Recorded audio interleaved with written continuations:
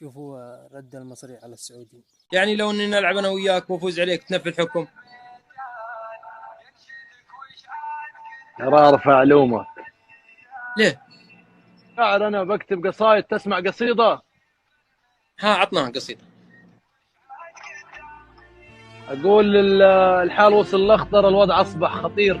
شفت الخيل الاصيل الزمن جابره في الكل راكب مكان الحمير، وكم الراجل اليوم تحكم عليه المرأة وكلمتها اللي تمشي ورأيها يسير. العفو العفو يا وقت والمغفرة، كل شيء واضح ما يحتاج خبير. كنت راقبك بالمقهار والكاميرا، واليوم يشوفك الأعمى والبصير. الناس في الاحترام والميسرة بقيت تحترم قليل الحياة اللي رصيدها كتير.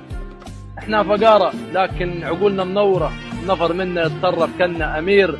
وقامت الحرب نتعسكر ساعة العسكرة، الطفل فينا يوقع أكبر كبير. بنرضى بما نزل الله وقدره، متسلحين بالقيم والمبادئ والضمير. احنا تربينا على العز من مصدره. يا رب لا تحطنا في موقف مع واحد حقير، راسي لو افضل غيرك انكسره. مش عاوز مع الذل اتطور البس حرير، ولو في حياتي اهانه يا رب عجل الاخره. ولو في الغنى ذل انا راضي احيا فقير. حرام العيشه اللي تهين الحر والقرقره. سلامته.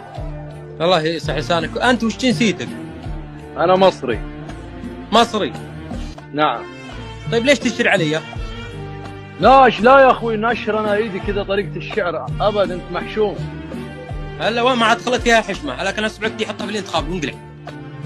والله انك قليل حياه وصح ما فيك حشمه.